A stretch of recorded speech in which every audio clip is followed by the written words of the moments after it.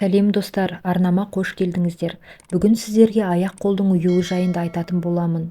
Видеоны соңына дейін қарап, менімен бірге болыңыздар. Аяқ-қолдың ұюы қандай қауіптен хабар береді? Білектің, табанның және жіліншіктің шаншып ауырып, жансыздануы сізде де кездесетін болар. Әсіресе қолыңызға басыңызды қойып ұйықтағанда, компьютерде ұзақ отырып тышқанмен жұмыс істегенде, немесе аяқты айқастырып отырғанда аяқ-қолыңыз ұйып, біраз уақытқа дейін әрекетке бара алмай қаласыз. Бұл жайсыздық 1-2 минутқа созылса, алаңдаудың қажеті жоқ. Ал егер ұзаққа созылатын болса, айтарлықтай қауіптің төнгенін білдіреді. Қолдың буыны мен табан маңызды екі жүйенің, яғни қан айналымы мен жүйкенің тоғысқан жері. Демек, қан айналымы дұрыс жүрмесе, қажет жерге келмесе, онда ол жансызданып ұйып бастайды. Сондықтан да аяқ-қолы ұйып қалатындарға ең алдымен қан айналымын тексертіп алу керек. Ал екінші жүйе, яғни жүйкенің әсерінен ұйып қалса, онда оның шешімі жеңіл. Көбінесе тышқанмен жұмыс істегенде, ұзақ уақыт қаламмен жазу жазғанда қол, білек ұйып қалады. Ол кезде аяқ-қолыңызға жаттығу жасап, ары-бері қозғалту керек. Сонда қан айналымы дұрысталып, жүйке іске кіріседі. Нәтижесінде ұюдың алдын аласыз. Бұдан бөлек те аяқ-қолдың ұюына мыналар себеп болуы мүмкін. Жүйке тамырлары. Қол мен аяқтарда орналасқан жұлын мен ми тамырларының жүйкесі ауырғанда аяқ-қол ұйып белгі береді.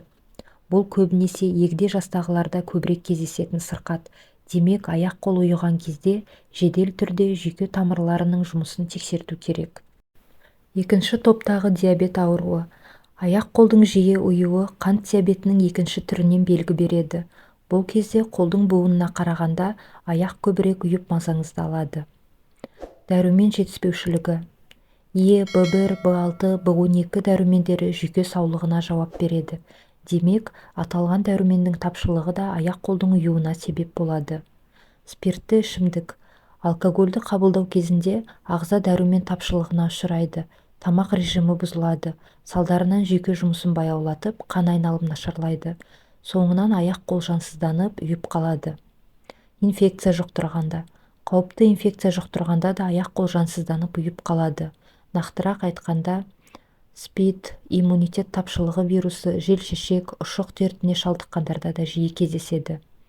Уланған жағдайда, тамақтан емес химиялық заттардан немесе ауыр металдың әсерінен уланған жағдайда аяқ-қол өз жұмысын дұрыс атқара алмай жансыздануға әкеледі.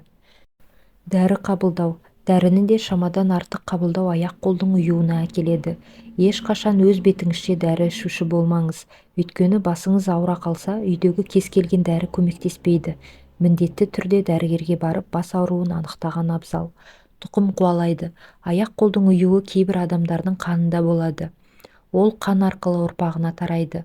Бұл кезде буын, табан, жіліншік жиі-жиі жансызданып тұрады. Жарақат алғанда немесе ауыр зат көтергенде. Абайсызда жарақат алсаңыз, сол тұстың жүйкесі сыр береді де қан айналымы бұзылады.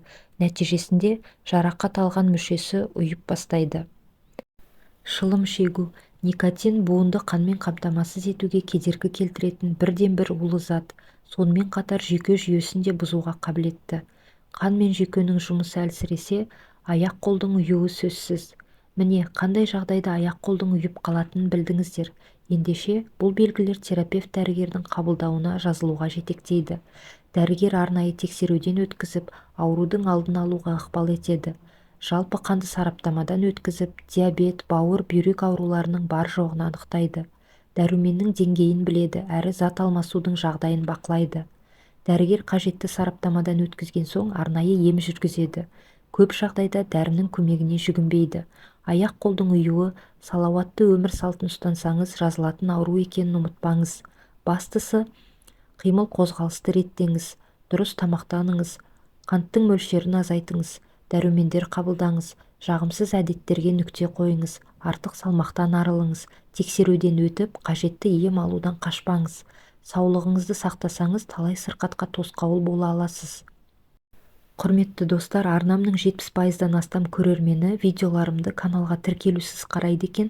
Қазақ тілді арнаның дамуына үлес қосып, арнама тіркеліп, лайк басып, комментарий қалдырып, қолдап кетулеріңізді сұраймын. Алда әртүрлі қажетті ақпараттар мен қызықты деректер ұсынатын боламын.